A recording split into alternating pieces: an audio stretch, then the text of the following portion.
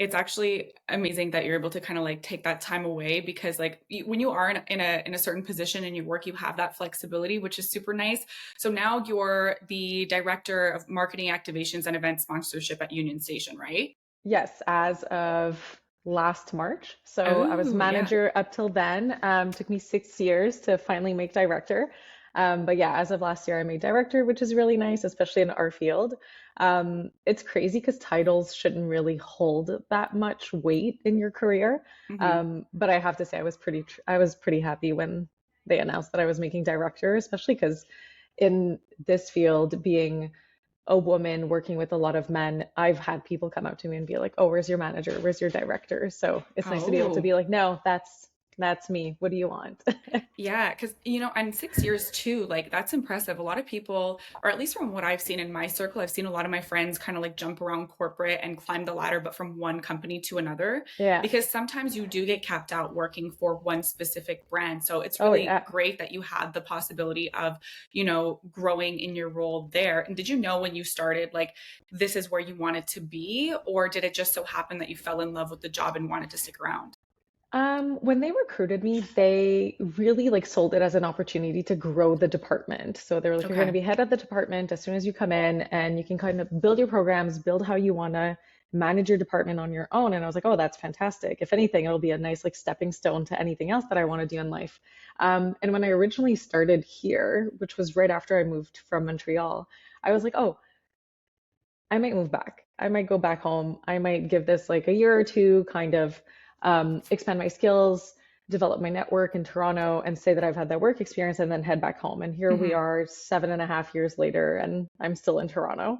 Um, so it wasn't necessarily like, oh, this is my forever career. This is what I'm, going to do forever. But now that I'm here, I'm like, oh yeah, like I'm retiring here. Like, Really? oh yeah, yeah, yeah. I'm like, Wow. let me take a look at those retirement plans. Like, what do we get when we hit 10 years? What do we get when we hit 20 years at the company? So now is definitely like my forever home. Um, I don't think I'd ever go back to Montreal except for when I retire. I want to Right. retire in Hudson. Oh, that's so sweet. Because Yeah, your family's from Montreal. You're from Montreal. So you yeah, moved to Toronto like 7.5 years ago, you said. yeah. What was that like, and why did you make that decision? Because I'm sure a lot of people, no matter where they're living, they might think like, opportunities are limited. Let me go to a bigger city, see what there is. Was it the job itself that drew you there, or were you just like, I want to go to Toronto because it's, has more opportunity? It was a mix of both. So with my old agency, I was flying here like twice, 3 times a week sometimes. So my Mm, commute was literally flying to Toronto. And then my boss at the time was like, oh, here's a crazy idea. Do you want to just move there?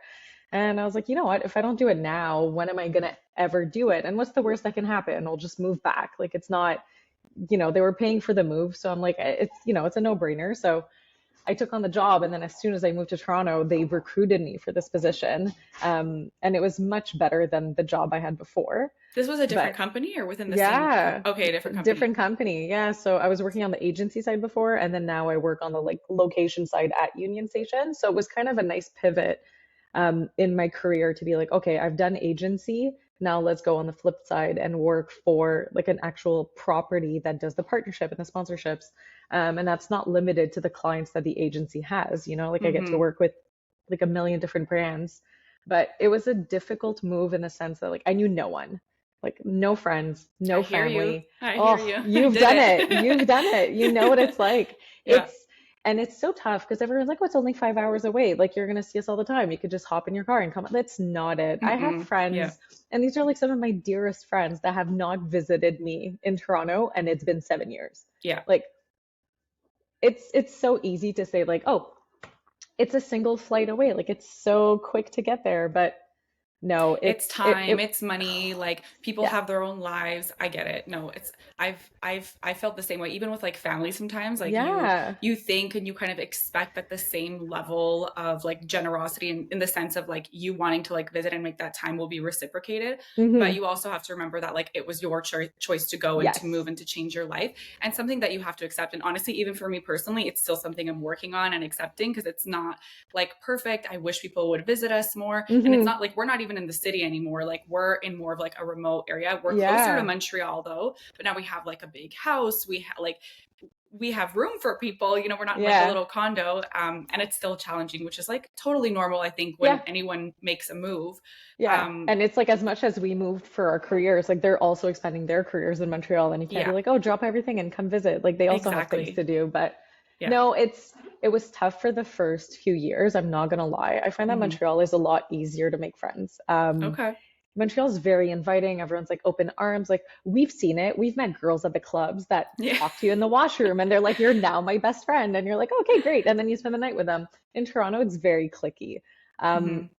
very competitive as well. I find that in Montreal, everyone's like boosting each other up and it's like women in power and it's all about that positivity. Here, it's very competitive. I found Interesting. that, Yeah. yeah, I found that only in the few recent years where I've done like some mentorship, and I've joined a few organizations that I've seen that support from other women. But as soon as I moved here, it was very competitive and it was like, Hmm.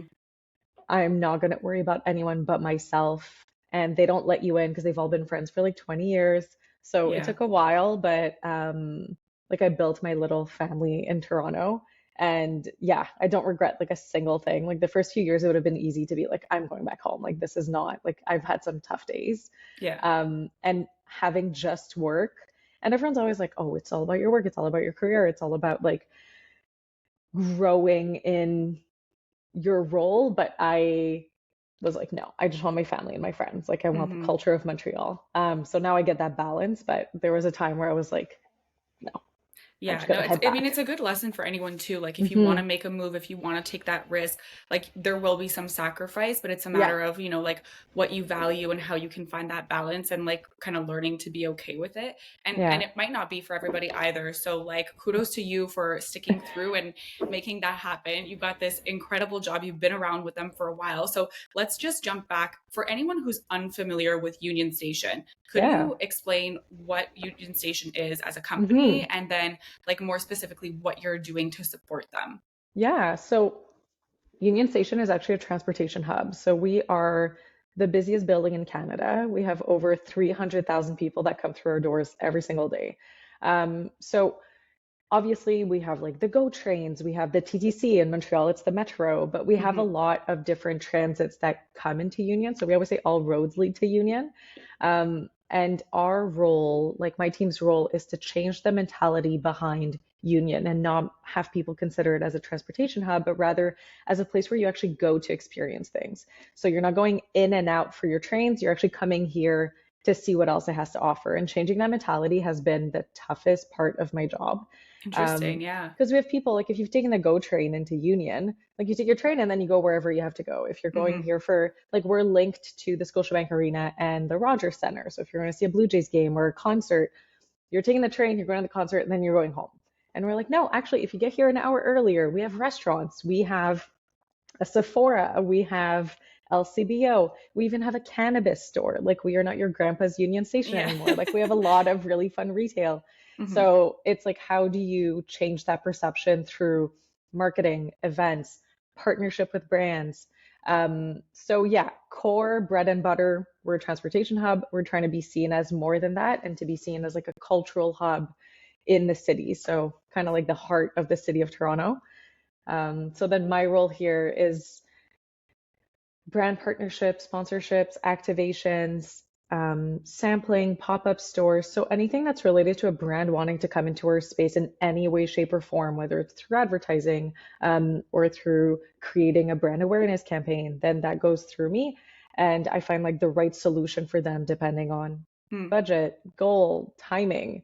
Um, Is it like one space that you guys are continuously like using and then rotating vendors, or do you have multiple spaces within Union Station? We have multiple. We have over 25 different spaces. Okay. So depending on like what your goal is, what your budget is, we'll then recommend a specific space for that. So we even have like inline pop-up stores. So if someone's like, I want to be there for 2 months and sell things without committing to a full retail space, and for those that are like in the retail world, building a store, getting the permits, getting the staff, staffing it every single day, and not knowing if it's going to be successful is something that's so scary for entrepreneurs and for brands, especially for Yeah. those starting off, like making that commitment. So I developed a program at Union where brands can come in anywhere from like a week to 3 months, rent a space. The space is already finished. You just come in. It's kind of like going into like a dorm. Like the Mm, walls are there, the lighting's there. Just bring your stuff, bring your staff, and then you run the space for a few weeks or a few months, and then you can collect data. You can see if it actually does well with commuters, if it does well with people in Toronto. Maybe like adjust your strategy that way. So like we have those inline units. We also have like your typical activation spaces, like a 20 by 20, and a brand wants to come in and do like a super fun experience for everyone. We also have private event spaces. So it's really dependent on the type of client we work with, which I've made it a point when I started at Union to work with a lot more entrepreneurs, small brands. I work with so many BIPOC businesses, women-owned mm, businesses, nice. and we've integrated them into our program to make sure that they don't have to spend as much as like Nike that's coming in, you know? Right. Like I've worked with Louis Vuitton. We try to accommodate everyone and find a way to make them all take advantage of that visibility. So it's been really fun to see brands that started off as like, oh, this is my first pop up. I'm launching a product or I'm launching a service. I was only online before, and now I want to do something in the physical world to see how do people engage with it. Like, I think Mm, that this is my target market. But then having been at Union, I'm like, oh, wait, is it different? Like the brand is perceived a different way than I had intended it to be. Maybe I should adjust my strategy. So it's yeah. fun because you get all of those like typical marketing topics that you've learned about in school. Like you've done projects on this and then seeing it like in real life and being like, oh my God, they had to fully change their brand identity because it wasn't resonating with their target market. And being a part of that is really fun. Yeah, I mean, what's cool too is like being a branding and marketing agency is we see a lot of people come and go either from they let's say they already started their brand and it wasn't resonating and they come to us and they're like, hey, we need to rebrand. Or someone who did like a really quick hiring someone on Upwork, Hmm. launched with it, like wasn't properly strategized, and they're like, "No, it's not working," and we're like, "Wonder why," Yeah, yeah, yeah. So we kind of help support in that regard. Is like, let's start from scratch, or Hmm. even with bigger brands who've been established and gaining clientele for years, but they're like, you know what, we never put in this like strategic work and this brand development, and Yeah, our communication is off, we're lacking cohesion. Like honestly, like those are like the keywords that I hear all the time. It's like lacking cohesion, like we're not oh clear yeah, on communicating. And so it's amazing that brands are able to also come into the space, and whether they like it or not, or they're going to learn, yeah, if what their branding is currently doing and communicating is effective for the people who are passing through, right? So yeah. like you mentioned, IKEA, Louis Vuitton. I know that you've had pop-ups with, or sorry, you mentioned Nike, but you've had pop-ups with IKEA, BMO, the Hmm. Toronto Raptors, OREO, M&Ms, Sony. Like these are massive, massive brands. It must be number one a cool perspective to be able to kind of like get in and see behind the scenes of how they operate. Do you feel like there is like common ground between all of these brands, or are they all like kind of completely different in their approach and how they want to be, I guess, portrayed and presented? They're all so different. And you would Yeah. think that like some of them would have, and some of them work with the same major agencies, like the Cassettes, the Jungles, the Mm, Sidleys of this world, right? They have the same creative agencies. And you're like, okay, their strategies must be somehow similar, or like budgets must be similar. They're completely not at all. Even like working with someone like Louis Vuitton. So I was the one that pitched them. I was like, you guys should come to Union. You should do this project. It took me 2 years to finally close them in as a client. nice. It took so much back and forth, and they were like grasping onto the dollars that they were spending. And I was like, you are literally the most premium brand in the world.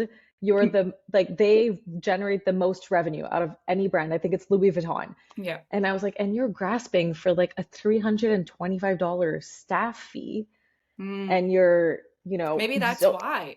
Maybe that's a part of the reason why it though, must be. like they Yeah. they really pay attention. Like, and it's a good lesson too, because you have Yeah. brands that maybe don't have like a crazy budget, but they're like, I'll spend whatever it takes. And then these Yeah. multi-million billion dollar companies that are like, no, no, no, $300 is a big deal. And Yeah. And sometimes it's like the concept, and other times it's actually just like them being strict with their budget, which is fair, right? yeah, it's crazy because you're just like you're talking about things and you're like, okay, they're not going to care about that because they're Louis Vuitton. Like I've seen the Mm, project that they're doing, or like you see how much they're spending on something ridiculous, like they were doing like a PR launch and they had food and they went with like the most premium offering for food and they were spending, oh my God, they were Yeah. dropping bills on this, like opting for all of the premium offerings. So then I'm like, okay, they're not going to be like shocked by this that I'm letting them know about. But they're Mhm. like, oh my God, no, we can't do that. That's way too much. And I'm like, Mhm. you went for crystal champagne glasses instead Yeah. of just regular glass ones because you wanted to. So it's like what they spend their money on and what's important to them What's important to them? is Yeah. exactly is Mhm. what you start thinking about. And you're like, okay, so not all brands are like that, even if they have the money to spend it. And they're like, hey, our budget is 100,000 for this campaign. They might want to spend half of it on production, half of it on branding, and the other brand might have the same budget and be like, no, no, we care about influencers, PR. We want people to see the brand differently. Whereas the other brand's Mhm. like, we just want as many eyeballs as we can with this budget.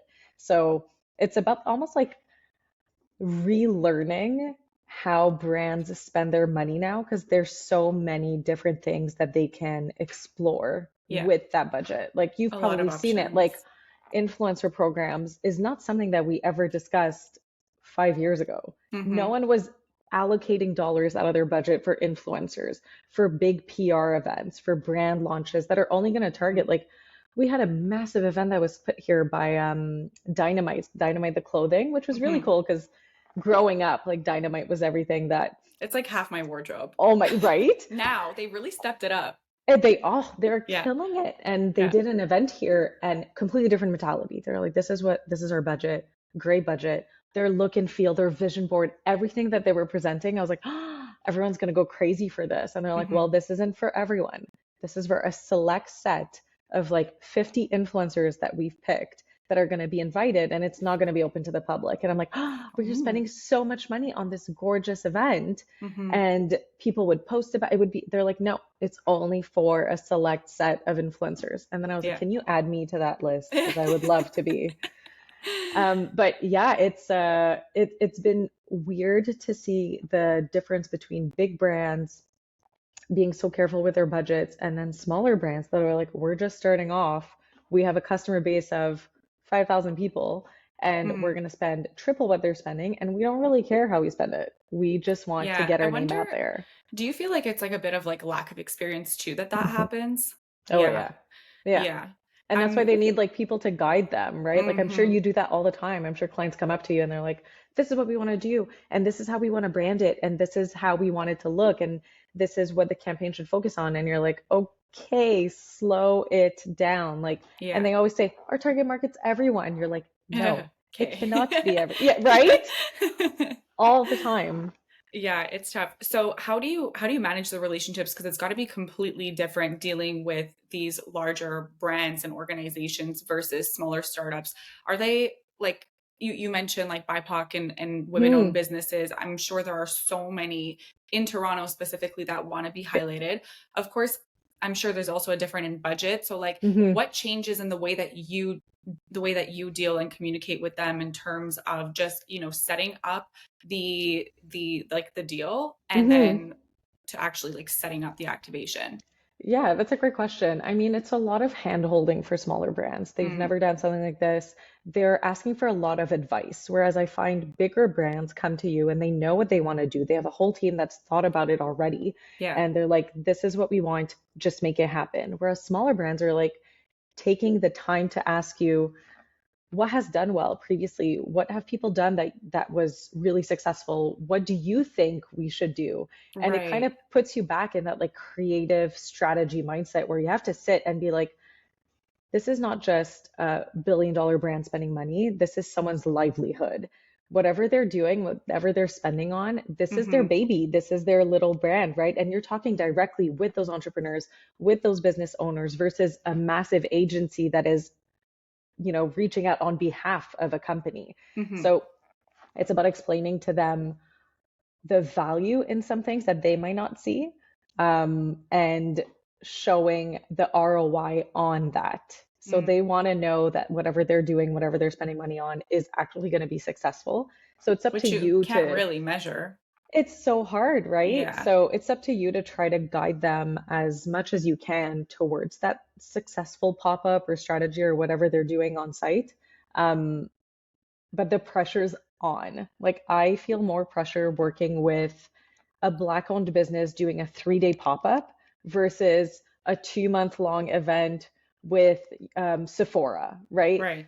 I'm like, Are Sephora you does a a lot more million of involved? these. Yeah, I was gonna say, you're probably a lot more involved with like the smaller Yeah, brands, right? Are you yeah. more hands off with the bigger brands because they kind of come, they propose, they pitch, and you're just like there to facilitate the setup more or less? Yes, that's exactly Yeah, it. And like bigger brands, because you're mostly working with their agency, like I'm sure that if I were to talk to you about a campaign, you would understand everything I'm saying versus if I spoke directly to your right. client about these things, they'd be like, I don't really know what you mean by that. But you're like, no, I get it. Like You I've gotta done like this before. simplify it. Yeah. Exactly. Like big agencies, you tell them like, hey, you need to present your pitch deck with your proposal, your concept, the consumer engagement. What is the journey on site? They're like, yeah, no problem. We already have that ready.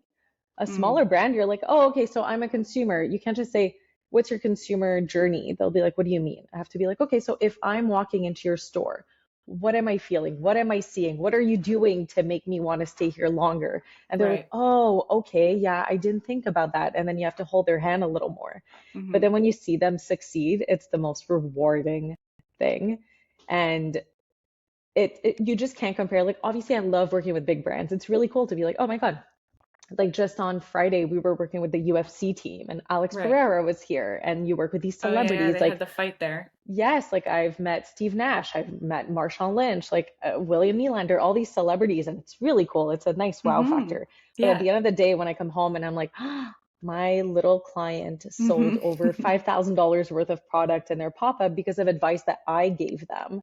And Yeah. because you're more involved with the project, I just find it's a lot more rewarding than the big campaigns that like honestly you're just like behind the scenes making a few things happen, Sending but the you're report. you're not the one coming up with a big idea, whereas Yeah. these guys really fully trust you Yeah. with whatever they're doing. And it feels nice to be considered as like the expert in your field. And you're like, okay, they Yeah. value my input. Whereas the bigger brands sometimes are like, thanks for your opinion, but no, thank you.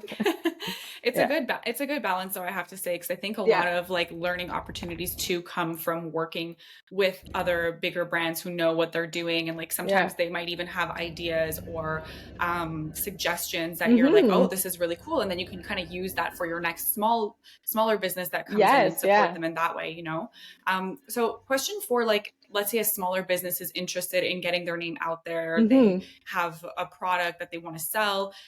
Why would having a pop-up in Union Station, for instance, be beneficial to them? And like from an ROI perspective, we spoke about it before, like it's kind of hard to measure, but is that something that Hmm. you try and project for them based on previous projects? Yes, that's exactly it. So then uh, often I'll look at a project and I always say like transparency is key with my clients. I've had clients that come up and they're like, okay, this is what I want to do in the pop-up store. This is what we're looking to sell. And I'm like, honestly, I don't think it's going to do well. I Mm, don't think this is the right fit for you.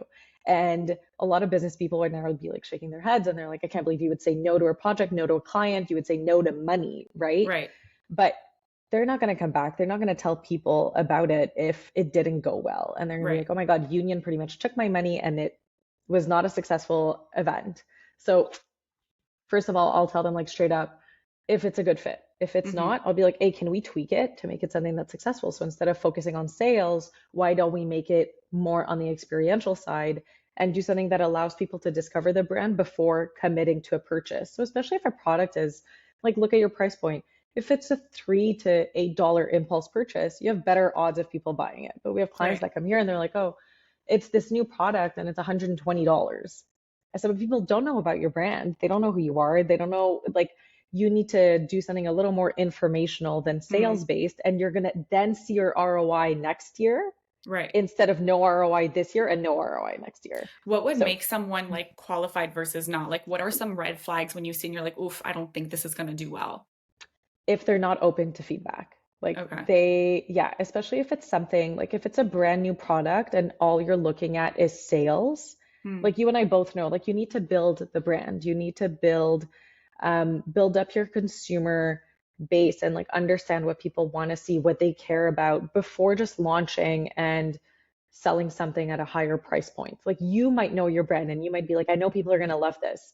But well, as a you think, consumer, you believe, right? that's what you believe. Yeah, that's it. You don't have proof. But we're Mm, bombarded every day with 1,000 ads. So how am I supposed to know that yours is better than someone else's, right? You have yeah. to show it to me. And I find that storytelling is a very powerful tool for that. So Mm, I feel like when brands are coming in and they think they know what they want to do and they're not open to any type of feedback, I'm not setting them up for success in that case. Like they need to yeah. understand that I kind of think I know what I'm doing. I always say I'm not good at a lot of things, but I'm very good at my job.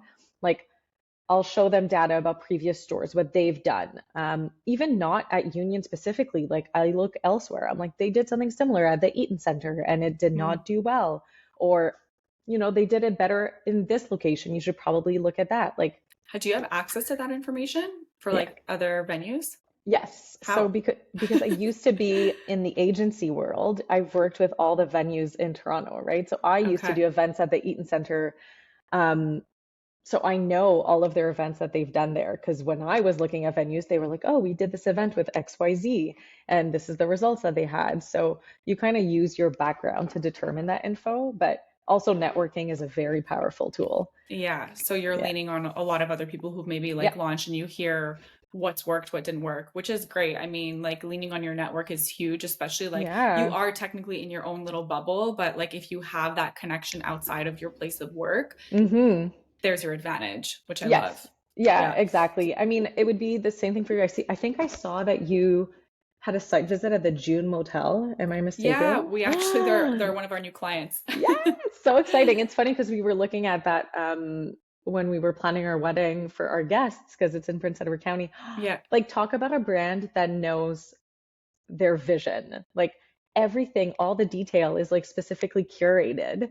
So I'm sure, like, coming to you, like, they already have an idea of what their brand is and what how they want people to perceive it. Yeah. I mean, they have such a specific aesthetic. Like you Yeah. can't miss it. You know, you Hmm. walk in and you Yeah. see like the bright pink, all Hmm. the colors, the greenery, the wallpapers. It's like that like girls' weekend dream, really. Yeah.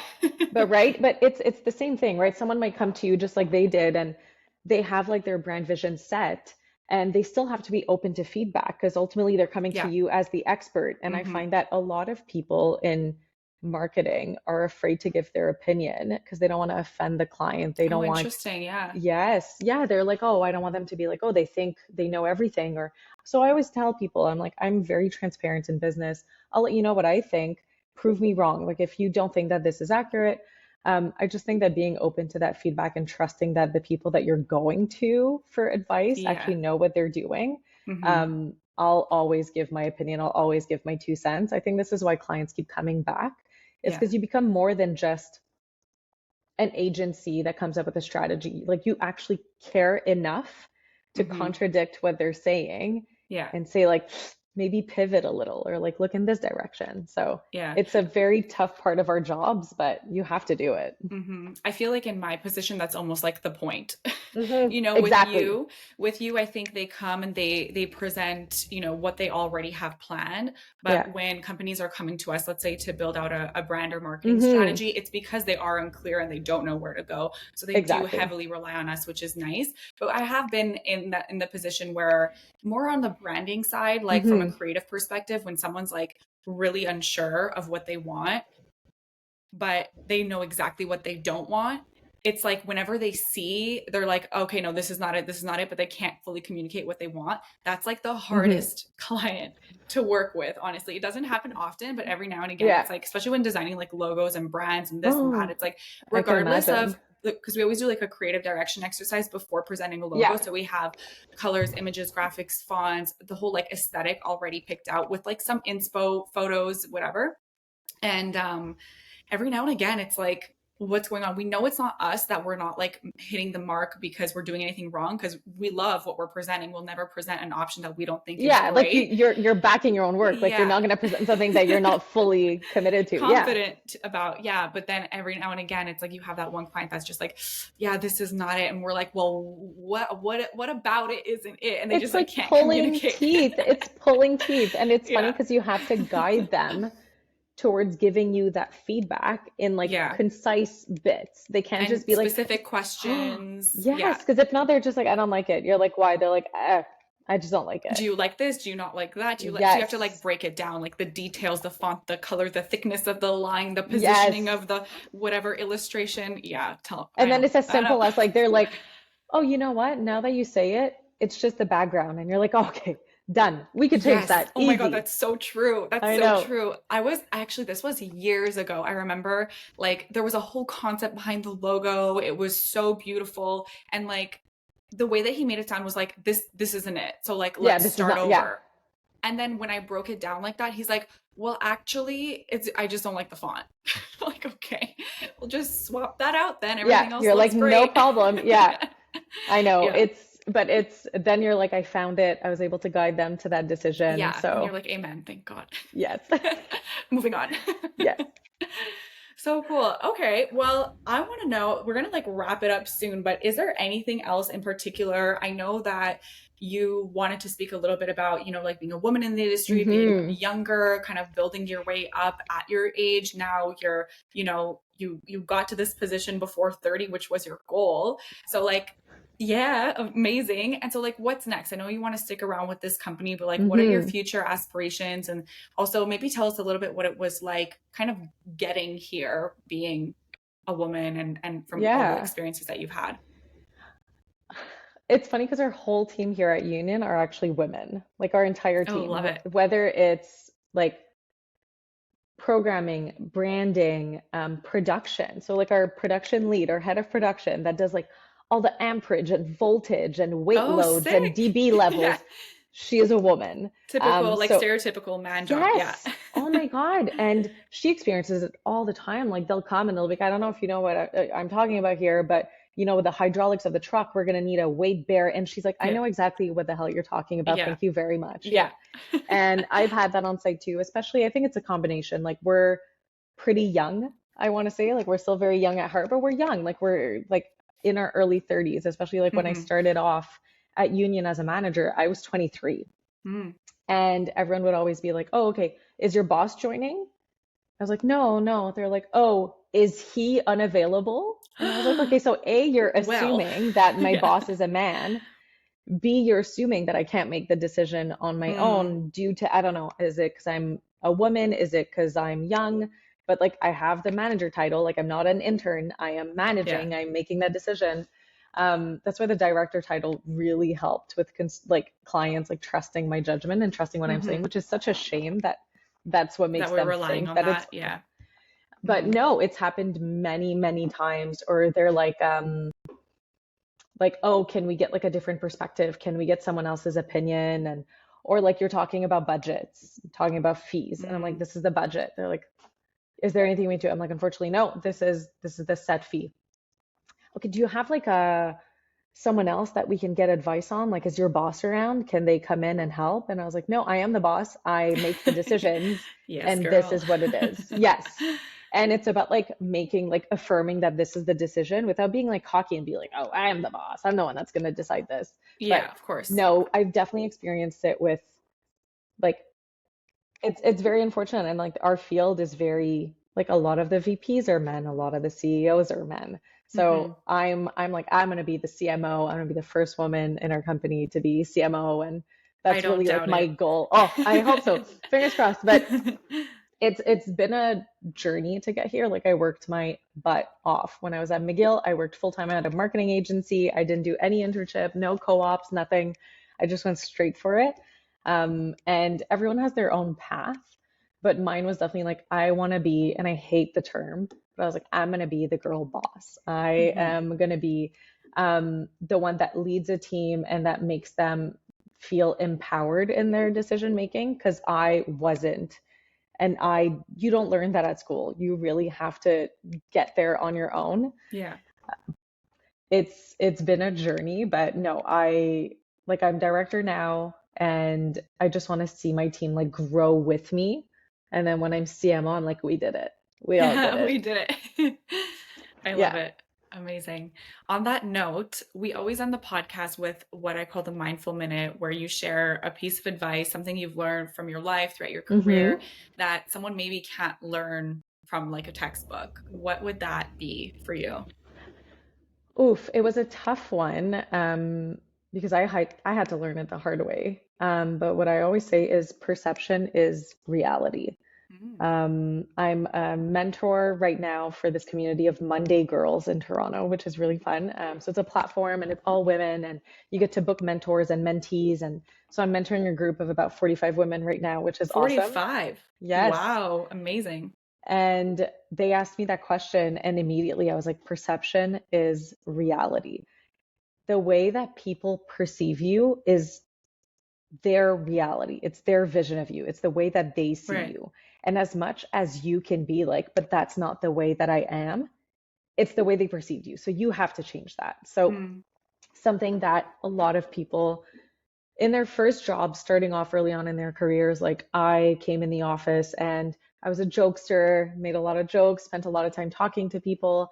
And some of the higher ups were like, she's not busy, clearly. Look at what she's doing. And I'm like, oh my Oh, God, no, like I'm swamped in work. Like I yeah. am dying of like covered in work, but I, because they saw me as someone that joked around and was always like at other people's desks, like chatting, they're like, well, she's not busy. We'll just have to give her more work. Mm. And they just perceived me that way. Same as men in business. Like they see you, you're young, you're a woman. They're like, oh, I perceive her as someone that's more junior that might not know the ins and out of the business. So it's not up to me to yell like, oh no, I know. No, you need to trust me. It's up to me to show them that I know and prove my worth. And it sucks. And sometimes like changing that perception that people Mm. have of you is the most difficult thing. But I think that you really need to think about how people perceive you.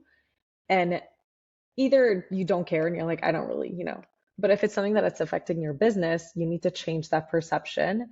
And how do you achieve that, right? Hmm. So, like taking the high road or showing your value, showing your worth at work, Yeah. going above and beyond in some of the tasks that you're doing.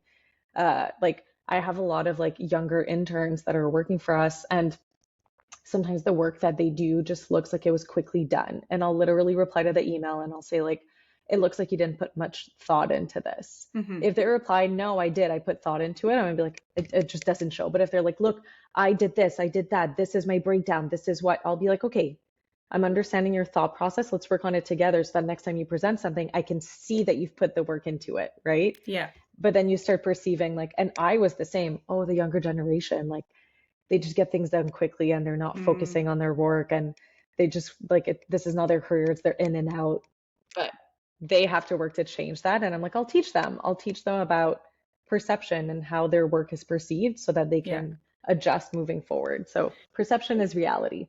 Yeah, I hear that. And like, this is making me think. I was chatting with one of my girlfriends who works in marketing, Mm-hmm. and we were saying how we both have this like unique blend where we started off as the creatives. We have a background in design, so we have that like leg up because we understand like now being in different positions where we're leading a team and leading designers and creatives, developers, marketing people, that we understand their role and what they went through, but we also have this kind of like a business sense and acumen that not every creative has. Yeah. So it's like the double whammy, which is like a great perspective. And what we always said and what kind of got us through school with straight A's is the fact that even though we weren't the most creative people, Mm-hmm. we were amazing at presenting and at selling. Yes. So like so much has to do with how you show up, and like it could be as simple as like refining the way the presentation looks. Oh Like yeah. if you send a PDF that's like black and white, the formatting is off, there's different sizes, the pages aren't numbered, you don't have anything branded,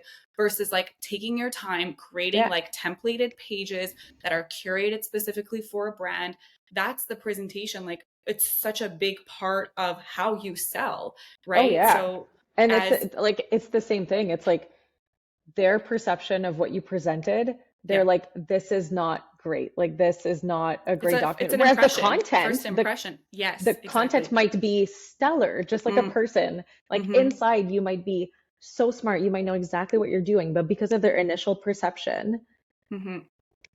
they're not seeing that.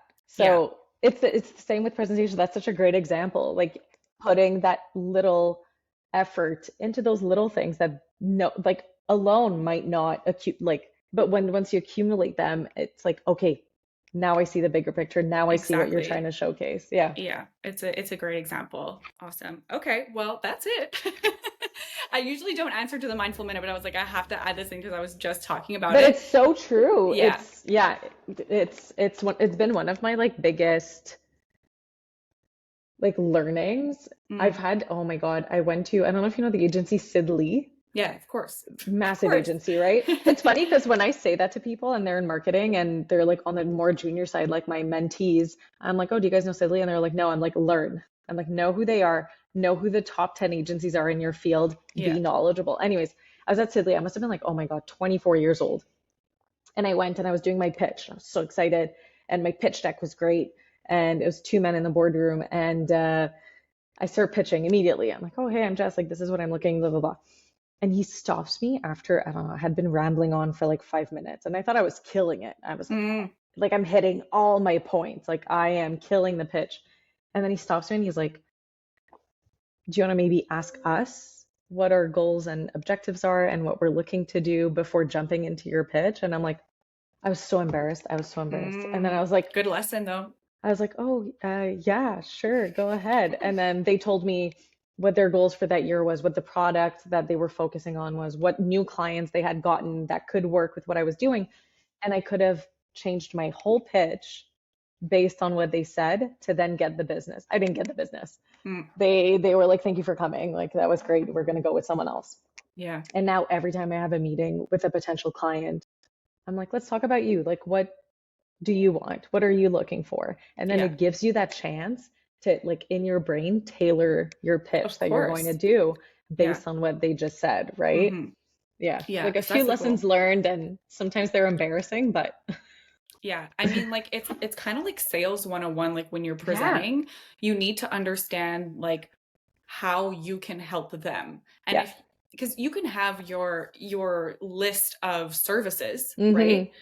But the way that you apply your services to what they need may be different. Like Yeah. we always have something that's kind of custom or the way we approach it, right? We might have Yeah. like a process that we follow, but the way that we approach it and the things that we look for Mm-hmm. or like the pain points that they have will be addressed differently like for every client. So it's important Yeah. to understand those, which like I mean in any typical like agency, company, whatever it may be, you're doing a discovery call, a brand discovery call where you're like Yes. really understanding their mission, their vision, their values, talking about their competitors, what's working, Yeah. what's not working, overall goals, all of that stuff. Because what you do doesn't matter unless you understand what the problem is. That's exactly it, right? And Yeah. like it is like you said, like it is sales 101 and it's something that I should have known, but like going into it, You learn as you go. I Yeah. was just like, no, no, I know the agency. I've looked into them. I know who their clients are. Yeah. But like every single day, they might have a new objective. Mm-hmm. Like one of our clients, it's always been about sales, only want sales. It's all about sales. They just want to see those dollars. And then I pitched them a concept. And then the week after, they were like, honestly, this year we're pivoting. Now it's all about growing our social. So whatever you just presented makes no sense for us. Like this is not what we're focused on, and this is not Mm-hmm. what we're spending our money on this year. And I was like, oh, Yeah. okay, let me come up with a new Good to know. strategy. Yeah. Yeah. Good to know. Yeah. Awesome. Okay, Jess, we got to go, but I want Yes. everyone to know where they can find you online if they wanted to connect with you or learn more. I know that you Hmm. do some freelance gigs on the side too, so if they need support in marketing, etc., or to just like check out all of the amazing stuff you're doing with Union Station because I feel like you're launching something every freaking week. I So know, like honestly. Yes, yes, we it's are. always fun to see. If you're in Toronto or you're visiting and you want to know what we're doing at Union, you can go at torontounion.ca. Like right now, we have a free roller rink and you can just come and roller skate for free. So we always have different events here. If you're looking into what I'm doing, you can follow me on LinkedIn. I usually post about all the fun campaigns that I'm working on. So that's just at Jessica Lemire. You'll find me there. And then if you are in Toronto or if you are at Union and you want to pop by and say hi, I'm always in for a coffee. Always. Oh, so sweet. Okay, well, that's it, guys. I hope you enjoyed this episode with Jess. Check out everything that she's doing. I'm telling you, it's pretty impressive. And we'll chat next time. Bye. Thank you.